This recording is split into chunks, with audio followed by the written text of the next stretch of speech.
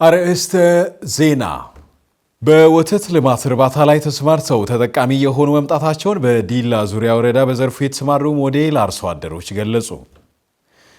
ለዘመናት የህብረተሰብ ጥያቄ የነበሩ የመሰረተ ልማት ጉዳዮች ምላሽ ያገኙ በመሆናቸው ተደስተናል ሲሉ በይርጋ ጨፌ የሚገኙ ነዋሪዎች ተናገሩ።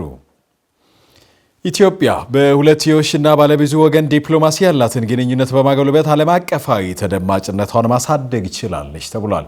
እነዚህንና ሌሎች ስፖርታዊ ጉዳዮችን በዜና 7 አቤት አድርገን የምንመለከታቸው ሲሆን ሌሎችንም ጉዳዮች ወደ እናንተ እንካችሁ የምንል ይሆናል። ዜና 7 እንሆ ጀምሯል። አብራችሁን ሆኖ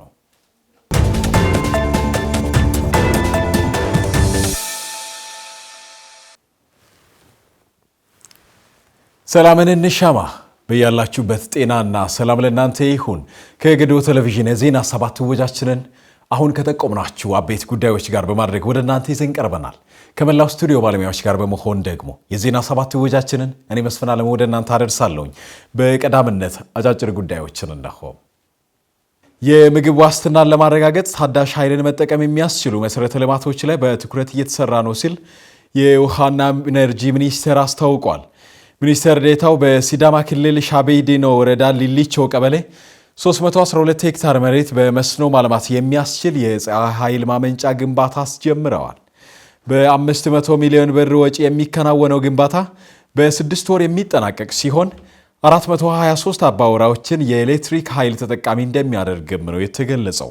ዶክተር ሱልጣን ወሊ በዚህ ወቅት እንዳሉት ፕሮጀክቱ በአካባቢው በስፋት የሚመረቱ የፍራፍሬና አትክልት ምርቶችን ምርታማነት ከማሳደግ ባሻገር ሳይበላሹ ለማቆየት ያስችላልን ብለዋል። በመስኖ ስራው 800 የሚሆኑ አርሶ አደሮች ተጠቃሚ እንደሚሆኑ ገልጸው ለፕሮጀክቱ 1901 የሶላር ፓኔሎች እንደሚዘረጉም ተናግረዋል። እንደ ሀገር የምግብ ዋስትናን ለማረጋገጥ ታዳሽ ኃይልን መጠቀም የሚያስችሉ መሰረተ ልማቶች ላይ በትኩረት እየተሰራ መሆኑንም ነው የጠቆሙት። የአካባቢው ነዋሪዎች በብዛት የሚያመርቷቸው የፍራፍሬና የአትክልት ምርቶች በኃይል እጦት ምክንያት ለረጅም ጊዜ ሳይቆዩ ይበላሹ እንደነበር ለፋና ሚዲያ ኮርፖሬሽን ገልጿል። ፕሮጀክቱ ሲጠናቀቅ ይህንን ፕሮጀክት በመፍታት ይበልጥ ተጠቃሚ እንደሚያደርጋቸውም አስረድተዋል። ዘገባው የፋና ሚዲያ ኮርፖሬሽን ነው። ከውጭ ባራክ ኦባማ እና ሚሼል ኦባማ በፕሬዝዳንታዊ ማዕከል ምርቃት ላይ ከዶናልድ ትራምፕ ውጪ 3 የቀድሞ የሀገሪቱን መሪዎችና ባለቤቶቻቸው ሲገኙ ፕሬዝዳንት ትራምፕ አለመጋበዛቸው አነጋጋሪ ሆኗል። ኦባማ ፕሬዝዳንሻል ሴንተር የተባለው ማዕከል ሲመረቅ ጆርጅ ቡሽ፣ ቢል ክሊንተን እና ጆ ባይደን ተገኝተዋል። ባራክ እና ሚሼል ኦባማ የከፈቱት ማዕከል ሙዚየም፣ ቤተ መጻሕፍትና የትምህርት ተቋም የያዘ ነው። ጥንዶቹ በዋይት ሃውስ ላሳለፉት 8 ዓመታት መታሰቢያ እንደሆነም ነው የተገለጸው። ጥንዶቹ ለረዥም ጊዜ ከፕሬዝዳንት ዶናልድ ትራምፕ ጋር የሰጣ ገባ ውስጥ ቆይተዋል። ማዕከሉን ያስገነቡት ዋይት ሃውስ ከመግባታቸው በፊት ይኖሩበት በነበረው አካባቢም ላይ እንደሆነም ነው የተነገረው። የምርቃት ስነ ስርዓቱ ሲከናወን የቀድሞ ፕሬዝዳንት ባራክ ኦባማ ማዕከሉ ደማቅና ማህበረሰባችንን የሚዘክር እንዲሆን እንፈልጋለን፣ ጥበብ፣ ሙዚቃና ስፖርት የምንጋራበት እንዲሁም የምንማማርበት ይሆናልን ብለዋል።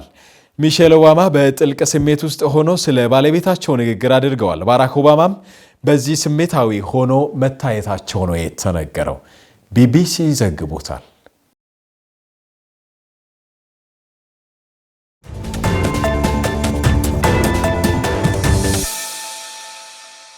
ተመልካቾች የዜና 7 ወጃችን በዝርዝር ወደ ተመለከታቸው ጉዳዮች ይዘልቃል። አብሮነታችሁ ከገዶ ቴሌቪዥን ዜና 7 ጋር ይሁን። የክረምት በጎ ባህሎቻችንን ወደ ላቀ መገለጫነት እናሻግራለን ሲል የመንግስት ኮሚኒኬሽን አገልግሎት ገልጿል። ተከታዩ ዘገባ በዚህ ላይ ሰፋ ያለ ዳሰሳ ይኖረዋል። የክረምት በጎ አገልግሎታችን ወደ ላቀ መገለጫነት እናሸጋግራለን። የመንግስት ኮሚኒኬሽን አገልግሎቱ ጉዳዩን አስመልክቶ ያወጣው መግለጫ ሙሉ መልእክቱ እንደሚከተለው ቀርበዋል። ኢትዮጵያውያን ባለፉት የለውጥ ዓመታት ክረምት በመጣ ቁጥር የምናከናውናቸው ሁለት አንኳር ባህላችን እየገነባን መጥተናል። ኢትዮጵያን አረንጓዴ ማልበስና የበጎ ፍቃድ አገልግሎት ነው። ኢትዮጵያ የደን ሀብቷ እየተመናመነ የአፈር መንሸርሸርና ድርቅ ተጋላጭነት እየጨመረ መምጣቱን በመገንዘብ መንግስት የአረንጓዴ አሻራ መርሃ ግብርን በሚሊዮን ችግኞችን ተከላ በማብሰር ከጥቂት ዓመታት በፊት ጀምረዋል። ኢትዮጵያውያን ይህንን በጎ ጅምርና የመዳረሻትን በላቀ ደረጃ በመገንዘብና የአረንጓዴ አሻራ መርሃ ግብሩን በተነሳሽነት በማከናወን ዓለምን ያስደመሙ ስኬቶችን አስመዘግበናል። በሂደቱ የምግብ የደንና የውበት ችግኞች በመትከል አሻራችንን እያኖርን ኢትዮጵያውያን አረንጓዴ የማልበስ ባህላችንን በእጅጉ አጎልብተናል። በየዓመቱ በርካታ ሚሊዮን ችግኞችን በመትከል የዓለምን ሕዝብ ከ5 እጥፍ የሚበልጥ ከ48 ሚሊዮን ላይ ችግኞችን ተክለናል። በዚህም የኢትዮጵያ የደን ሽፋን ትርጉም ባለው መጠን አሳድገናል። ለምግብ ሉዓላዊነታችን መሰረት መጣል ጀምረናል።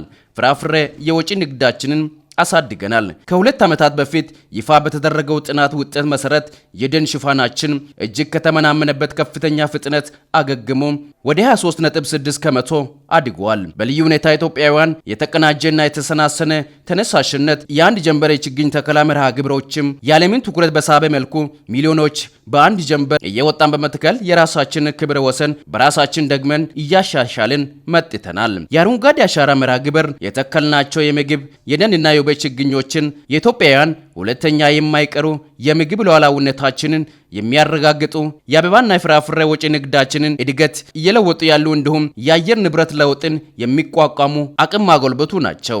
በመሆኑም ይህ ክረምት በመጣ ቁጥር በንቅናቄ የሚከናወኑ የአረንጓዴ አሻራ መርሃ ግብር ባህል የበለጠ እንዲጠናከርና እንዲጎለበቱ በትጋት መስራታችንን እንቀጥላለን። ኢትዮጵያን አረንጓዴ በማልበስ ንጹህ አየር ለዓለም እናበረክታለን። ዘንድሮም የራሳችንን ክብረ ወሰን በራሳችንን የላቀ ሚሊዮኖችን ተሳትፎ በማሻሻል ጭምር ከ8 ቢሊዮን በላይ ችግኞችን እንተክላለን። የክረምት በጎ ፍቃድ አገልግሎትም ሌላኛው አዲስ እያደገ የመጣ ልምዳችን ነው። ወጣቶች እውቀታቸውና ከትምህርት የተረፈ ጊዜያቸውን፣ ባለሀብቶች ደግሞ ሀብታቸውን በማዋጣት ዝቅተኛ የኑሮ ደረጃ ያሉ አቅመ ደካማ ወገኖችን ቤት በመገንባት ማዕድ በማጋራት እጅግ የተዋጣለትን ልምድ አዳብረዋል። መንግስት ተቋማትም በቁጠባ ከሚጠቀሙት ሀብታቸው በማዋጣት ይህንን የበጎ አድራጎት ልምድ በማስፋትና ወደ ላቀ ባህል ደረጃ የሚያሳድግ ኃላፊነትም እየተወጡ ይገኛሉ። በለውጡ ዓመታት በአዲስ አበባና በክልሎች በርካታ አቅመ ደካማ ቤቶች ታድሰዋል፣ በአዲስ መልክ ተገንብሷል፣ ህይወታቸውን እንዲሻሻሉ ተደርጓል። በከተሞች የተጀመሩ የኮሪደር ልማት ወደ ገጠር ተስፋፍቷል። ኢትዮጵያውያን ችግሮቻችን ተጋግዞ የመፍታት ባህል እያዳበርን መጥተናል። የዩኒቨርሲቲ ተማሪዎች ወደ የአካባቢያቸው በመሄድና በወሰን ተሻጋሪ በጎ ፍቃድ አገልግሎት ታናናሾቻቸውን እያስተማሩ እንደ ደም ልገሳ ያሉ ህይወት አዳኝ ተግባራትን እያስተባበሩ አቅመ ደካሞችን በማገዝ ትልቅ አስተዋጽኦ እያበረከቱ ነው። በመሆኑም በየክረምቱ በበጎ ልምድነት እያሳደግናቸው የመጡ የአረንጓዴ አሻራና የበጎ ፍቃድ ስራዎች የበለጠ ሀገራዊ መገለጫዎችንና ባህላችን እንዲሆኑም ዘንድሮም ካለፉት ዓመታት የላቀ ተሳትፎ የሚጠይቅ እቅድ ተዘጋጅቷል። ቅድመ ዝግጅትም ተደርጓል። በተደመረ አቅማችን ኢትዮጵያውያን እቅድ በሚገባ ለማሳካት ቅድመ ዝግጅት ጨርሰን ወደ ትግበራ ገብተናል። ድላችንን በጋራ የምናበስር ይሆናል። የኢፌዴሪ የመንግስት ኮሚኒኬሽን አገልግሎት ግንቦት 12 ቀን 2018 ዓ.ም አዲስ አበባ። ኢትዮጵያ በሁለትዮሽና ባለብዙ ወገን ዲፕሎማሲ ያላትን ግንኙነት በማጎልበት ዓለም አቀፋዊ ተደማጭነቷን ማሳደግ ችላለች። ዳኛቸው ሳሙኤል ተከታዩን ይዘዋል። ኢትዮጵያ በሁለትዮሽ ባለብዙ ወገን ዲፕሎማሲ ያላት ግንኙነት በማጎልበት ቀጠናዊ ዓለም አቀፋዊ የዲፕሎማሲ ተደማጭነቷን በማሳደግ መቻሏን የዘርፉ ምሁራን ገለጹ። በሐዋሳ ዩኒቨርሲቲ የሕግና ገቨርናንስ ኮሌጅ ዲን ዶክተር ደብረወርቅ ደበበ ለኢዜአ እንደተናገሩት ኢትዮጵያ የረጅም ጊዜ ዲፕሎማሲና ጠንካራ የውጭ ግንኙነት ታሪክ ያላት ሀገር ናት። ከለውጡ ወዲህ የዲፕሎማሲ እምርታ እየተመዘገበ መሆኑን ጠቅሰው የመንግስት ለመንግስትና የመሪዎች ግንኙነት ማደጉ የበርካታ ሀገራት መሪዎች ለይፋዊ ጉብኝት ወደ ኢትዮጵያ እንደሚመጡ ማስቻሉን ገልጸዋል። ሀገሪቱ በአፍሪካና በዓለም አቀፍ ተቋማት ያላት ውክልና እያደገ መምጣቱ እንዲሁም ከሀገራት ጋር ያላት ግንኙነት ጥቅሞቿን በሚያስከብሩ ትብብሮች እየተጠናከረ መሆኑን ገልጸዋል። አዲስ አበባ በርካታ ዓለም አቀፍና አህጉር አቀፍ ጉባኤዎችን ማስተናገዷ የዲፕሎማሲና የልማት ለውጦች የሚመሰክር ሀገሪቱ በዓለም አቀፍ ደረጃ ያላትን ተጽዕኖ የሚያሳይና በዘርፉ ተሞክሮ እንዳላትም የሚያሳይ ነው ብለዋል። በዋቸሞ ዩኒቨርሲቲ የፖለቲካ ሳይንስና የዓለም አቀፍ ግንኙነት ትምህርት ክፍል መምህርና ተመራማሪ ዶክተር ዳንኤል ሃንዲኖ በበኩላቸው ኢትዮጵያ የሁለትዮሽና ባለብዙ ወገን ዲፕሎማሲ ግንኙነት ማደግ የሀገሪቱ የዲፕሎማሲ አቅምና ቁመና እንዲሁም ተጽዕኖ ፈጣሪነት እያደገ መምጣቱን ያሳያል ነው ያሉት። የተለያዩ ሀገራትና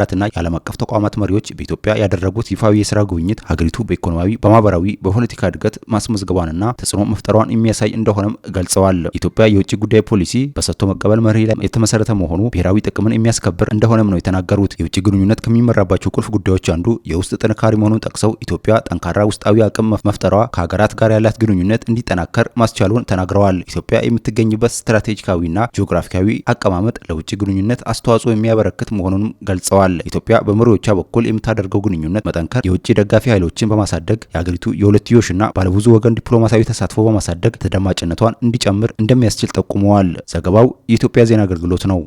በወተት ልማት እርባታ ላይ ተሰማርተው ተጠቃሚ የሆኑ መምጣታቸውን በዲላ ዙሪያ ወረዳ በዘርፉ የተሰማሩ ሞዴል አርሶ አደሮች ተናግረዋል። በወተት ከብት እርባታ ላይ የጀመሩትን ስራ በዘመናዊ መልኩ አስፍተው ለመስራት ከመንግስት በኩል ድጋፍ እንዲደረግላቸው ሞዴል አርሶ አደሮቹ ጠይቀዋል። ይሳቅ አበበ በዚህ ላይ ተከታዩን ይዟል። በጌዲዮ ዞን የወናጎ ወረዳ ከብቶችን አደልበው በመሽጠት ስራ ይታወቃል ያሉት ሞዴል አርሶ አደር ዳንኤል ሸጦጦ በወተት ልማት አርሶ አደሮች ቢሰማሩ ወተት ጠንካራ እንደሚያደርግ አንስተው ከከብቶች ተረፈ ምርት ኮምፖስት እንደሚጠቀሙ ገልጸው የተመጣጠነ ምግብ ከጓራቸው እንደሚያገኙ አብራርተዋል። በተለይ ጌዲዮ ምድር ላይ ወናጎ ላይ የሚታይ የከብት ገበያ ትስስር አለና እኛ ትንሽ የጌዲዮ አርሶ አደር ያው ስጋ ከብትን በማደለብ ነው የሚታወቀውና ወደዚህ ወደ ወተት ልማት ቢገባ ወደ ወተት ልማት አንዱ ወተት ጠንካራ ነው የሚያደርገው። ሁለተኛ ከወተት ተረፈ ምርቱ ለኮምፖስት እንጠቀማለን።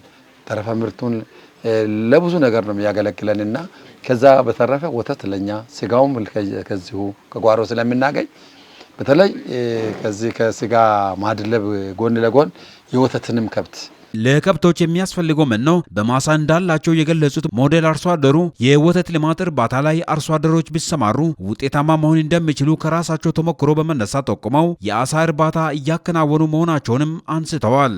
ሞዴል አርሶ አደሩ አያይዘውም እያረቡ ያሉት ከብቶች በቀን ጥቂት ሊትር ወተት የሚሰጡ መሆናቸውን በመግለጽ በቀን ከ20 እስከ 30 ሊትር ወተት የሚሰጡ ላሞች እንዳሉ ጠቁመዋል። እኛ አሁን ትንሽ 2-3 ሊትር የሚታለቡ ከብቶች ናቸውና ያሉን መንግስት በዚህ ልክ ወደ ዘመናዊ 30-20 ሊትር የሚታለቡ ከብቶች አሉና ወደዛ ቢቀይረን ላሞች ብናገኝ የተሻለ አርብቶ አደር እንሆናለን። አሳው አለ፣ ዶሮ አለ፣ ላሞቹ አሉ። እርባታ ላይ ግብርና ላይ ያለው ንብ አለ። እንስሳትና አሳ ሀብት ቢሮ በሙሉ እዚህ ነው ያለውና መኖ አለኝ ተክያለሁ። በቂ ማሳይ በሙሉ አጥር ዙሪያ በሙሉ ሰው ባህር ዛፍ ይተክላል። ግን መኖ ነው የሚተክለው። መኖውን አጭዳለሁ ለከብቶች ያገለግላል ማለት ነው። ተረፈ ምርቱን ለእርሻ፣ ለቡና፣ ለእንሰት ለተለያዩ ነገሮች እንጠቀማለንና ምንም ወደ ጓሮ ወደ ውጭ የሚያስወጣን ነገር የለም። በወተት በማርና በንብ እርባታ ላይ የጀመሩትን ስራ በዘመናዊ መልኩ አስፋፍቶ መስራት እንዲችሉ ከመንግስት በኩል አስፈላጊ ድጋፍ እንዲደረግላቸው ሞዴል አርሶ አደር ዳንኤል ጠይቀዋል። ወተት የጠጣ የግብርና ባለሙያ ዘመናዊ ወተት ላም እኔ ማግኘት እንዲችል ማድረግ ነው። ማር ጠጥቶ ያለደ የኢትዮጵያዊ የለም። ሙሉ ኢትዮጵያ ባለፈው 600 ኢትዮጵያዊ ወደዚህ መጥተዋል። ማር ጠጥቶ ነው ግን ሄደው። የንብ ቀፎ አሁን ቅድም ያያችሁት ባህላዊ ነው። ወደ ዘመናዊነት መቀየር አለብን። ከዚህ ልክ ደግሞ ስልጠናዎች ያስፈልጉናል። አሁን አርሶ አደሩ በዚህ ልክ መሰልጠን አለበት። ባለሙያ ብቻ አይደለም፣ አርሶ አደሩም በዚህ ልክ ልምድ መውሰድ አለበት። ከአማራ ክልል ከኦሮሚያ ክልል ሄዶ አርሶ አደሩ ልምድ ልውውጥ ማድረግ አለበትና በግብርናው ዘርፍ ተሰማርተው በሚያገኙት ገቢ በርካታ ሌሎች ሰዎችን እየረዱ መሆናቸውን የተናገሩት ሞዴል አርሶ አደሩ በዚህም ለአካባቢው ማህበረሰብ ትምህርት ቤትና መንገድ ለመስራት እቅድ እንዳላቸውም አስረድተዋል። ገቢ አለ። ገቢ እኮ የለም ማለት የሚቻለው ካለ መስራት እንጂ ገቢህን የምትቆጥር ቢሆን ከባድ ነው። ገቢውን እኛ ወስደን ራሱን ወደ ልማት ስለምንመልስ ይሄንን ራሱ የረዳን እግዚአብሔር ነው። ይሄንን ያገዘን ገጠር አሁን እኔ አማሬ ቦታ ላይ መቀመጥ እችላለሁ። እንደ ሰው ቡና ሸጬ ዘመናዊ መኪና መግዛት እችላለሁ። ግን ለድሆች ተካፍዬ መብላትን ያክል ነገር ውስጠ ልቦና ባለ ጸጋ መሆን ከባድ ነው። ባለ ሀብት መሆን ቀላል ነው። ለዘመናት የህብረተሰብ ጥያቄ የነበሩ የመሰረተ ልማት ጉዳዮች ምላሽ እያገኙ በመሆናቸው ተደስተናል ሲሉ በይርጋ ጨፌ ወረዳ የሚገኙ ነዋሪዎች ገልጸዋል። ከ2017 በጀት ዓመት ጀምሮ በተከፈቱ መንገዶች ላይ ጠጠር ለማንጠፍ ዝግጅት መጠናቀቁን የወረዳው አስተዳደርም አስታውቋል። ተከታዩ ዘገባ ተስፋዬ ጎበና ያዘጋጀው ነው። በዚህ ላይ የሚዳስስ ይሆናል። በወረዳው ካፉር ሳራንጃ ቀበሌ ያነጋገርናቸው ከዚህ በፊት ለዘመናት የመንገድ ችግር እንዲፈታ ለሚመለከታቸው አካላት እያቀረበው የነበረው ጥያቄ ምላሽ ማግኘቱን በመግለጽ አሁን በተከፈተው መንገድ ላይ ጠጠር ለማንጠፍ ዝግጅት በመጠናቀቁ መደሰታቸውን ተናግረዋል። ከዚህ በፊት በከተማ አጠገብ ሆነው በመንገድ እጦት ይቸገሩ እንደነበር የተናገሩት ነዋሪዎቹ አምና ላይ የተከፈተው መንገድ ጠጠር ባለመልበሱ ምክንያት በዝናብ ወቅት በሁለት ጎማ ሞተር ለመሄድም አስቸጋሪ እንደነበር ጠቁመዋል። አሁን ላይ ለመንገድና መብራት ጥያቄዎች ምላሽ በመሰጠታቸው መደሰታቸውን በመግለጽ በሚሰሩ መሰረተ ልማቶች እንዳይበላ በባለቤትነት ከመንግስት ጎን ሆነው የሚጠበቅባቸውን እንደሚወጡ አረጋግጠዋል። መንገዱ ሂደት እንግዲህ እንደምታየው ከዚህም በፊት ያው ጎርፉ እያበላሸ እንዴት እንዳጠፋ እያያቸው ነው። ብዙ ችግር ነበረ። የታመሙትን በቃሬዛ የተሸከሙ ሞተር ያው እያወደቀ ስንት ሰው እየተሰበረ መከራ ስና የቆየንበት ነው። ይህንን ደግሞ አይቶ መንግስት እንግዲህ ይህንን ምላሽ ሰጥ ህብረተሰቡ ብዙ በቃ ተደስቷል። ህብረተሰቡ እንግዲህ እንዲህ ያለ ልማት መንግስት ለኛ አቅዶ ብዙ ወጪ ያወጥቷል። የያንዳንዳችን ግን ጠብቆ ይህንን ልማት ማስቀጠል አለበት። በየበሩ እንግዲህ ቦይ የጎርፍ እንትን መተላለፊያ አለ። ይህንን በማጽዳት መንገዱ እንዳይበላሽ መጠበቅ አለበት። ለዚህ መንገድ ብዙ ጊዜ ትንሹ አቤቱታ እያቀረብን ስንቆይ ምንም መፍትሄ አልተገኘም ነበር። ብዙ አመት ቆይተናል። የህዝቡ እልልታ ጭብጨባ ሌላ ነው። የህዝቡ ደስታ ሌላ ነው። አሁንም እየተጀመረ እስካልቅ ድረስ ልማቱ አልቆ ሲቆም ድረስ ህዝቡ እንደሚሰለፍ ቃል ገብቶ እያመሰገነ ነው። በ2017 ዓ.ም በበጀት ዓመት በይርጋ ጨፌ ወረዳ የመንገድ ተደራሽነትን ለማስፋትና የህብረተሰቡን ተጠቃሚነት ለማረጋገጥ ከ55 ኪሎ ሜትር በላይ መንገድ መገንባቱን ከወረዳው ያገኘነው መረጃ ያመላክታል። በዚህም ከተገነቡ መንገዶች መካከል የአፉር ሳህራንጃ መንገድ ላይ ጠጠር የማንጠፍ ስራ ለማከናወን ከ260 በላይ ባጆ ጠጠር የማጓጓዝ ስራ ተጠናቆ በቅርቡ የማንጠፍ ስራ እንደሚከናወን የይርጋ ጨፌ ወረዳ ዋና አስተዳዳሪ አቶ ዳዊት ቡኔ ገልጸዋል። ወረዳችን 28 ቀበሌ ያለ ሰፊ ወረዳ ነው። ከዚህ አንጻር ብዙ መንገዶች ፍላጎት አለ። የመንገድ መሰረተ ልማት ለመመለስ አምና ላይ 2017 ላይ 55 ኪሎ ሜትር ከፈታ ተደርጓል። ከተማ አቅራቢያ ሆኖ ለረጅም ጊዜ ጥያቄ የመንገድ ጥያቄ ሲያቀርቡ የነበሩ ቀበላቶች ውስጥ አንዱ ምንም መንገድ የሌለው መንገድ ይሄኛው ቀበሌ አፉር ሳራንጃ የሚባል ቀበሌ ነበረ። እሱን በአጭር ጊዜ በአንድ ሳምንት ውስጥ 4 ኪሎ ሜትር የማንጠፍ ስራ ማጠናቀቅ አለብን ብለን አሁን እስከ ዛሬ ድረስ ወደ 260 ቢያጆ ድንጋይ ወርዷል። ወረዳው የመንገድ ግንባታ ላይ የነበሩ ችግሮችን ለመፍታት 1 ማሽንና 2 ሲኖትራክ መኪና ገዝቷል ያሉት አስተዳዳሪ አሁን ላይ እነዚህ አቅሞችን በመጠቀም የመንገድ መሰረተ ልማት ስራዎችን ለማፋጠን እንደሚሰራም አብራርተዋል። የመንገድ መሰረተ ልማት አርሶ አደሩ ያመረተውን ምርት ወደ ገበያ እንዲያወጣ በማድረግ የኢኮኖሚ ተጠቃሚነት ከማሳደግ ባሻገር የህብረተሰቡን ማህበራዊ ትስስር እንደሚያጠናክርም ነው አቶ ዳዊት ያስረዱት። እነዚህ የተከፈቱ መንገዶች የጠጠር የማልበስ ስራ አልተሰራም። የዚህ ሁሉ አንዱ ችግር ያው የማሽነሪ ችግር ስለነበረ የማሽነሪ ችግር በራስ መፍታት በሚል መኪኖችን ግዢ ተፈጽሟል። ትልቁ ግን እስካቫተር ስለነበረ እስካቫተር ከ50 ሚሊዮን የሚጠጋ ገንዘብ ወጪ ተደርጎ በራስ ኃይል ገዝተናል። በተገዛ ማሽን ደግሞ ምርት ማምረት ወደ መጫን የገባንበት ነው። ይሄ እንግዲህ ምንም ብለፋ ብዙ ዋጋ ብንከፍልም ውጤት እያየን ስለሆነ የሚያስደስት ስራዎችን እያየ ስለሆነ እሱን አጠናክረን መሄድ አለብን ብለን እናስባለን። በወረዳው የስራ ዕድል አማራጮችን በማስፋት የዜጎችን ተጠቃሚነት ለማረጋገጥ እየተሰራ መሆኑ ተገልጿል። የገደብ ወረዳ ስራና ክህሎት ጽሕፈት ቤት በኢኒሼቲቭ ስራዎችን በልዩ ትኩረት እየሰራ መሆኑንም ነው ያስታወቀው። አብነት አበበ በወረዳው በ2018 ዓ.ም ከ3000 በላይ ስራ አጥ ወጣቶችን ለመለየት ታቅዶ ከ99% በላይ ልየታ መደረጉን የወረዳው ምክትል አስተዳዳሪና የስራና ክህሎት ጽህፈት ቤት ኃላፊ አቶ አዲሱ አባራ ተናግረዋል። በአጠቃላይ 10 ኢንተርፕራይዞችን በማደራጀት ከመንግስትና ከተባባሪ አካላት በተገኘ ድጋፍ በግብርና በአገልግሎትና በኢንዱስትሪ ዘርፍ ተጠቃሚነታቸውን ለማረጋገጥ እየተሰራ እንዳለ አመላክተዋል። አጠቃላይ በ2018 ላይ ከ3000 በላይ ወጣቶችን ለመለየት ነበር ያቀደን። ከ99% በላይ የልየታ ስራ ሰርተናል።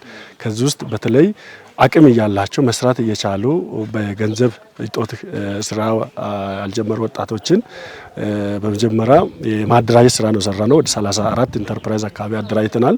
ከዚህ ውስጥ ግን አንዱ አሁን ያለንበት ይሄ ቦጋሌ በቤተሰብ የተደራጀ ኢንተርፕራይዝ ነው። በቤተሰብ ተደራጅቶ ከኦሞ ባንክ ገንዘብ ድጋፍ አድርገንላቸው የተለያዩ ዘርፎች ላይ ነው እየሰራ ያለው። አንዱ ከግብርና ዘርፍ ላይ ነው። ማር ምርት ላይ፣ ዶሮ ማርባት ላይ፣ ሌሎች የግብርና ስራዎችንም እየሰሩ ያሉበት አግባብ አለ። በዙ ተመሳሳይ ደግሞ ሌሎች ቀበሌያቶች ላይም የአንድ ቀን ጫጩት ላይ ተሰማርቶ ወደ 2000 ዶሮ አካባቢ አሁን ወስዶ በግብርና ወይም በኤፍኤስአርፒ የሚባል ፕሮግራም የበጀት ድጋፍ አድርጎልን በተጨማሪ በመንግስትም ደግሞ ከ1.5 ሚሊዮን ብር በላይ በዘንድሮ ላይ ድጋፍ አድርገን ወደ 10 ኢንተርፕራይዝ ወደ ስራ አስገብተናል። እዚህ ላይ አሁን ወጣቱ ከነዚህ ወጣቶች ተምረው አሁንም ሌሎች በግብርና በአገልግሎትም በኢንዱስትሪም ተደራጅቶ ተጨማሪ አሁን ገንዘብ ሀብት የማፈላለግ ስራ እየሰራን ያለንበት አግባብ አለ። ከዚህ ልምድ ወስዶ ወደ ስራ እየገቡ ያሉበት ወጣቶች ተጠቃሚ እየሆኑ ያሉበት ሁኔታ ነው ያለው። ወጣት መልካሙ ታየና ጓደኞቹ በግብርና ስራ ተደራጅተው በመስራት በትንሽ ካፒታል ጀምረው በአሁን ሰዓት የሚሰሩትን ስራ አስፍተው ውጤታማ እየሆኑ እንዳለ ተናግረዋል። እኛ መጀመሪያ የጀመርንበት ሰዓት በትንሽ የአንድ ቀን ጫጩት ነው መጀመሪያ የጀመርነው። በትንሽ ብር ነው 54000 ብር ነው መነሻ። በ54000 ብር ጀምረን ወደ 120000 ብር መጣን። እንደዚህ እየሰራን በ54000 ብር ካፒታል መጀመሪያ በ54000 ብር ጀምረን ወደ 120000 ብር አካባቢ መጣን።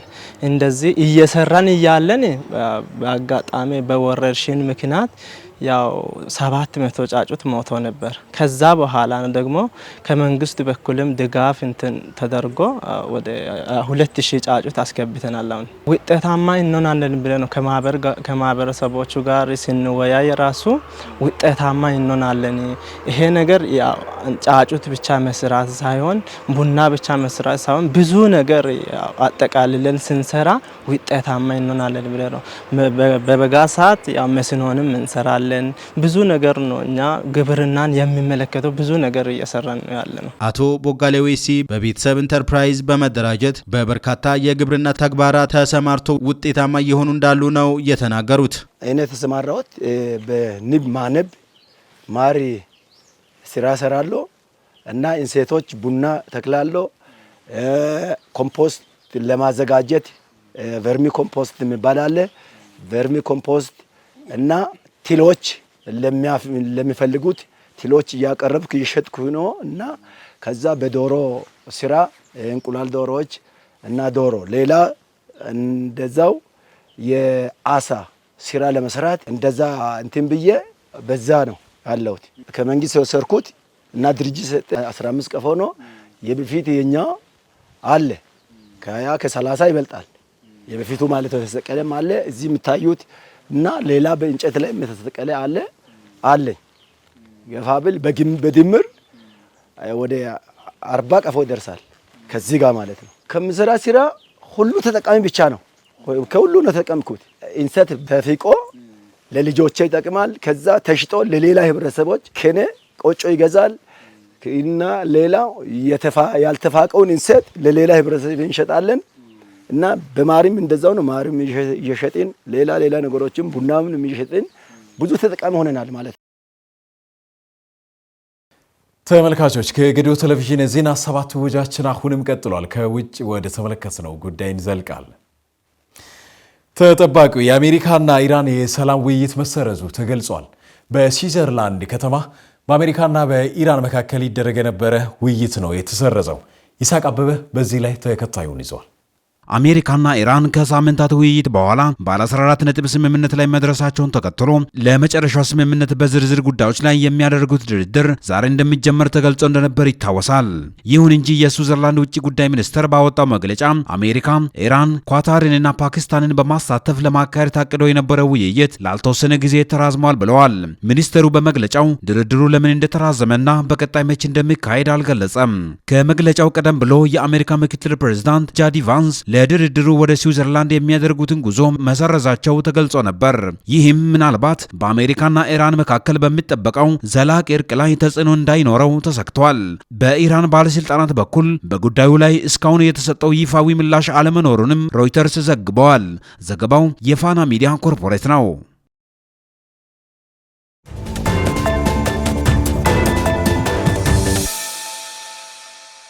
ተመልካቾች ከገዶ ቴሌቪዥን ወደ እናንተ ሲደርስ የነበረው የዜና 7 ወጃችን ከማጠቃለላችን በፊት አበይት ጉዳዮችን በድጋሚ እናስታውሳቸዋለን። በወተት ልማት እርባታ ላይ ተሰማርተው ተጠቃሚ የሆኑ መምጣታቸውን በዲላ ዙሪያ ወረዳ በዘርፉ የተሰማሩ ሞዴል አርሶ አደሮች ገለጹ። ለዘመናት የህብረተሰብ ጥያቄ የነበሩ የመሰረተ ልማት ጉዳዮች ምላሽ ያገኙ በመሆናቸው ተደስተናል ሲሉ በይርጋ ጨፌ የሚገኙ ነዋሪዎች ገለጹ።